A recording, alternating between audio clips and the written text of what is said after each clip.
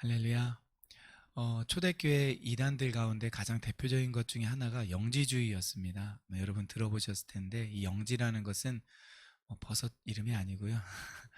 영적인 지식을 의미하는 한자어입니다. 그래서 이제 영적인 것은 선하고 그리고 거룩하다. 반면에 육적인 것은 악하고 더럽다. 이렇게 인식을 하였습니다. 그렇기 때문에 그들은 이 영적인 것을 굉장히 이제 가치 있고 귀하게 여겼는데 예수 그리스도께서 하나님의 아들이시면서 그 위에 하나님의 영이 있고 육체로 오신 인간이다. 이것을 받아들이지 않았습니다. 그래서 예수님은 평범한 사람으로 태어나셨는데 예수님이 세례 요한에게 세례를 받을 때 왜 성령이 임했잖아요. 그때 그리스도의 영이 임했다가 십자가에 죽기 전에 이 그리스도의 영이 떠났다 이렇게 주장을 합니다. 그래서 이 영적인 것이 죽을 수가 없고 또 이 영적인 것이 선하기 때문에 육체로 오신 그 예수님과 완전히 계속해서 있을 수 없다 이렇게 주장을 한 것입니다. 그래서 이 영지주의는 그 당시 이 초대교회 때 큰 문제를 일으켰는데 단순히 예수님을 육과 영으로 구분한 것뿐만 아니라 이런 영지주의자들의 주장을 받아들일 때 완전한 하나님이시면서 완전한 인간이신 이 그리스도의 인성과 신성의 인간으로서는 다 이해할 수 없는 이 하나됨이 깨어지게 되고 그리스도의 구속사역이 부정이 됩니다. 이루어질 수가 없습니다. 그래서 이 영지주의를 이제 이단으로 규명을 하였는데 오늘 2절에 보면은 바로 그 부분에 관한 것이 나옵니다. 이로써 너희가 하나님의 영을 알지니 곧 예수 그리스도께서 육체로 오신 것을 시인하는 영마다 하나님께 속한 것이라. 그래서 처음에 이 요한일서를 읽어보면은 너무나 당연한 거. 우리는 사실은 기존의 보통 신자라면은 우리 한국교회에서 이것마저 부인하는 그런 이단들은 사실은 거의 없는 것 같아요. 이것을 특정하게 끄집어내서. 왜냐하면 이미 이단이라고 분명하게 밝혀졌기 때문에. 그래서 처음 요한 일서를 읽다 보면은 도대체 왜 이거를 이단이라고 하지? 왜 이것도 못 믿고 있는 거지? 이런 좀 의구심을 가질 수 있는데 초대교회는 이것이 굉장히 큰 이 심각한 문제로 사실은 있었던 것입니다. 이 사도 요한은 그러하기 때문에 그 영을 다 믿지 말고 오직 영들이 하나님께 속하였나 분별하라. 많은 거짓 선지자가 세상에 이미 나왔다라고 이야기를 하고 있습니다. 그러니까 거짓 선지자의 주장을 분별하는 거죠. 그리고 그 뒤에는 그런 악한 영들이 있다라고 이야기를 하고 있습니다. 여기 이제 분별하다라는 것은 이제 시험해 보다라는 그런 의미를 가지고 있어요. 그래서 그것이 옳은지 옳지 않은지 이제 체크해 보고 시험을 해보는 것이 필요하다라고 말을 하고 있습니다. 오늘날 이것은 우리에게도 필요한 자세인 것 같아요.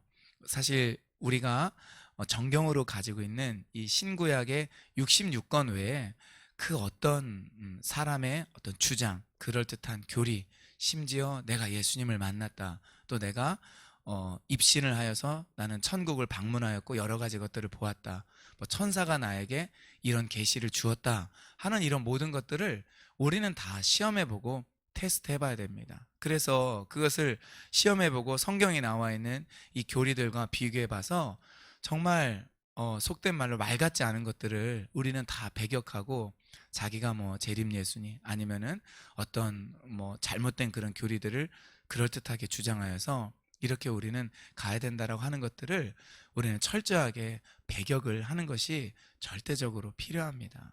이 통일교나 또 신천지나 이 이만희가 말하는 것, 안상홍이 말하는 것들을 잘 들어보면은 정말 말도 안 되는 것들이 굉장히 많거든요. 그런데 사람들이 이 말씀을 철저하게 연구하고 분별하고 시험해 보지 않기 때문에 다 거기에 속아 넘어가고 그럴듯한 그들의 어떤 교리들 그리고 선한 행실들 이런 것들을 통하여서 그냥 면죄부를 줘버리거든요. 그들의 잘못된 것들에 대해서. 그래서 우리는 예수님 다시 오실 때까지 여기에 정말 그리스도가 나타났다 하는 그런 말 듣는다 할지라도 예수님께서는 거기에 넘어가지 말라고 하잖아요. 그리스도가 나타나서 기적을 일으키고 정말 죽은 자를 살리고 나를 따르라 한다 할지라도 우리는 믿지 않는다. 이렇게 분명하게 말할 수 있는 우리의 담대함이 우리에게 필요한 것 같습니다. 자, 이렇게 말하면서 4절에 보니까 자녀들아 너희는 하나님께 속하였고 또 그들을 이기었나니 이렇게 말을 하고 있어요. 여기에서 이제 그들이라는 것은 바로 거짓 선지자들을 가리키는 것입니다. 그래서 다른 한글 번역본에 보면은 그렇게 나와 있는데, 그 이유는 너희 안에 계신 이가 세상에 있는 자보다 더 크심이라라고 이야기를 하고 있습니다. 여러분, 우리가 이 초대교회 이 상황도 그렇고요. 어떻게 거짓 선지자들을 이길 수 있을까요? 뭐 그들을 뭐 싸움을 해서 이기는 걸까요? 그건 아닐 것입니다. 육체적인 승리는 아닐 거예요. 영적인 승리일 것입니다. 그러면은 영적인 승리라는 건 무엇일까요? 그것은 그들이 거짓 선지자이며 그 거짓 선지자들이 가지고 있는 주장, 대표적으로 뭐 영지주의일 수도 있고, 영지주의 또 하나 특징이 뭐냐면은 이제 요한일서 뒤에 나오지만은 이 육체는 악한 것, 그리고 육체는 그렇게 가치가 없는 것이기 때문에 육체로 짓는 죄들을 그들은 너무나 당연한 것으로, 그리고 문제가 되는 것으로 삼지 않았어요. 그래서 그리스도인들도 얼마든지 죄를 지을 수 있다 이렇게 이야기를 했어요. 여기에 대해서 사도 요한이 그렇지 않다.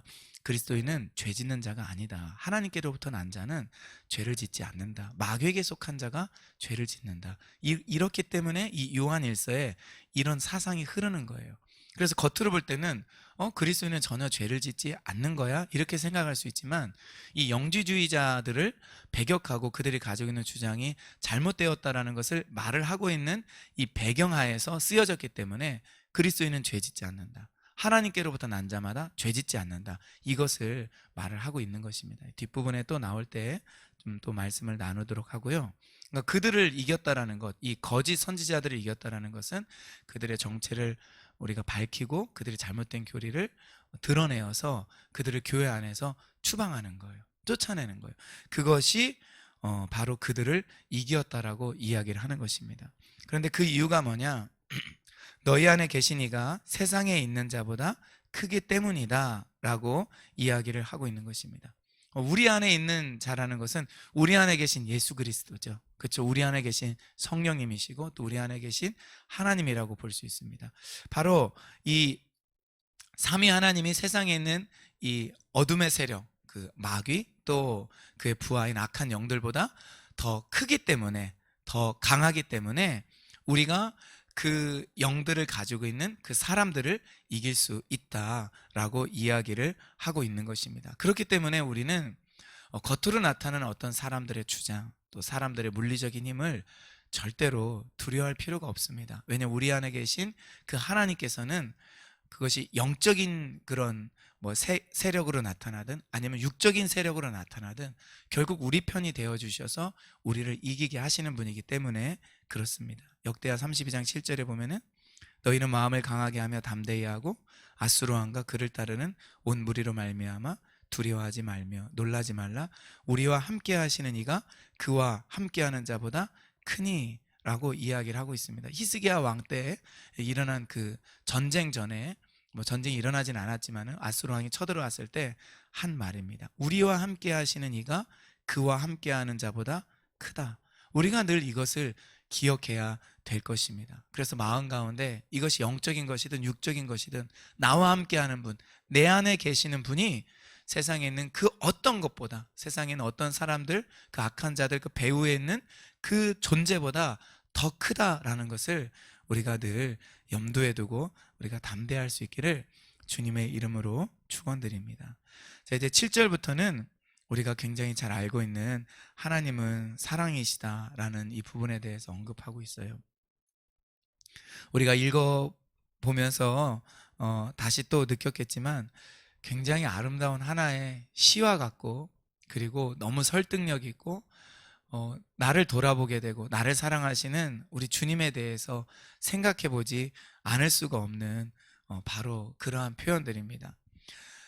우리 7절만 한번 더 읽어보도록 하겠습니다. 시작. 사랑하는 자들아 우리가 서로 사랑하자. 사랑은 하나님께 속한 것이니 사랑하는 자마다 하나님으로부터 나서 하나님을 알고, 이렇게 나와 있습니다.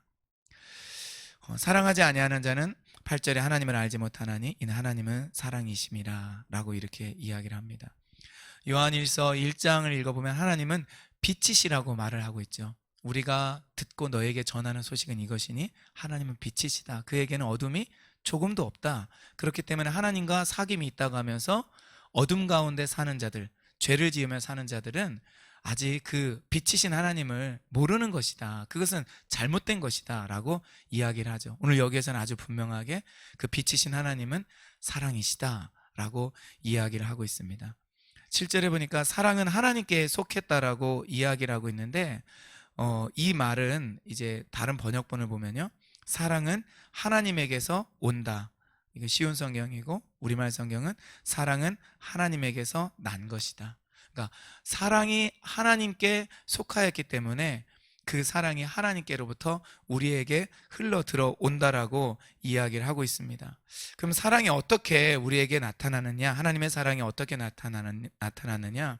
9절부터 설명이 되어 있는데, 바로 독생자를 이 세상에 보내어 주셨다. 10절에는 화목제물로 그 아들을 보내셨다.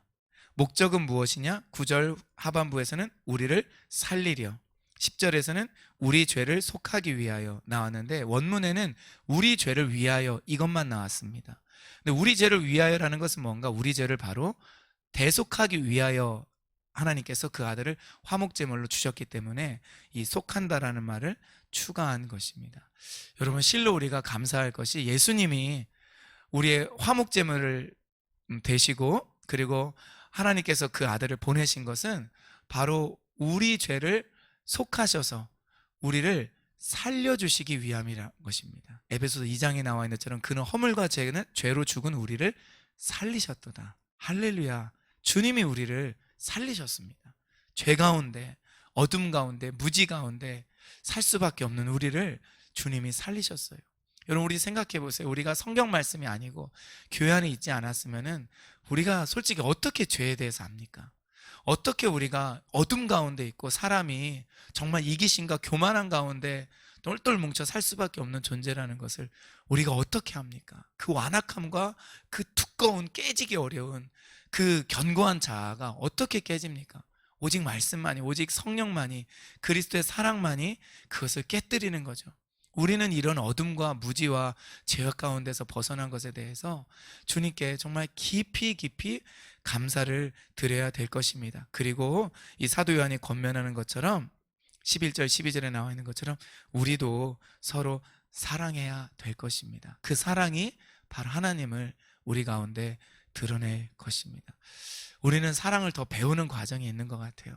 저도 이제 하진이가 이제 방학하고서 계속 같이 집에 있으면서 아이들 셋 키우면서 느끼는 게, 그리고 아내랑 이제 살면서 느끼는 것이, 너무 내가 사랑이 없다. 이 가정 안에서조차 사랑이 없고, 또 사랑의 행동을 어떻게 해야 되는지 그거를 내가 여전히 잘 모르고 있구나. 오늘 새벽에도 하민이가 몇 시인지 모르지만 옆에 자다가 뭐가 불편했는지 막 발길질을 막 여러 번 하더라고요. 근데 그 발길질에 사실은 아무도 맞을 사람이 없으면 아이 그래 발길질 할 수도 있지 이렇게 할 텐데, 이제 몸을 이렇게 막 돌아가면서 발길질 하니까 이제 아내 등이나 머리 이제 맞을 것 같아요. 그러니까 제가 약간 발길질 하면 안 되는데 생각해서 이렇게 들어서 제 옆에다가 살짝 이렇게 두면 되는데, 한번 이렇게 발길질 하지 않도록 이렇게 몸을 틀었는데 얘가 몸을 돌면서 계속 발길질을 하는 거예요. 그러니까 제가 에이 약간 별로 안 좋은 마음으로 제 옆으로 당겼어요. 그리고 뭐 때리거나 그런 건 아니고 엉덩이 이렇게 두드리면서 발길질 하지 말라고 이렇게 했는데, 뭐 말귀는 알아들었는지 발길질은 그 뒤로 안 하더라고요. 그런데 이제 마음 가운데 금방 내가 저렇게밖에 반응할 수 없나? 진짜 사랑이 많은 엄마라면 어떻게 반응할까? 이렇게 푹 이렇게 안아주면서 하민아 어디 불편해? 뭐 이렇게 해야 되는 걸까? 물론 저도 그렇게 하고 나서 양심의 가책을 느껴서 얼굴 좀 쓰다주면서 하민아 어디야 불편하니 이렇게 물어보긴 했지만은 이미 제 마음은 한번 틀렸어요. 제 안에서. 그렇기 때문에 그것이 제 속에서 좀 찔림이 되더라고요. 그래서 정말 생각을 안 할 수가 없어요. 이렇게 여러 차례 애를 키워도, 그리고 똑같은 애를 계속 이렇게 대해도 온전한 사랑의 행동이 안 나오는 걸까? 다 이해를 하고. 좀 고민이 됐어요. 네, 순간적으로 제 자신에 대해서 실망을 하고, 사랑이 뭘까? 진짜 사랑이라는 게 뭘까? 이 아이 하나 다 받아줄 수 없는 게 이게 나의 현실이란 말인가? 내일 아침에 일어나면 정말 내가 사랑한다고 꼭 안아주면서 말해야지 이렇게 생각은 했지만 제 안에 있는 여전히 그 다스려지지 않은 나의 모습이 좀 안타깝고 속상했습니다. 여러분 우리가 계속 우리 노력을 합시다.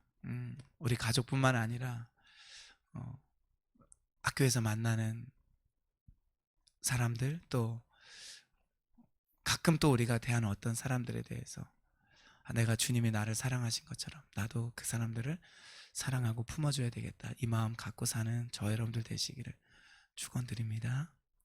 기도하겠습니다.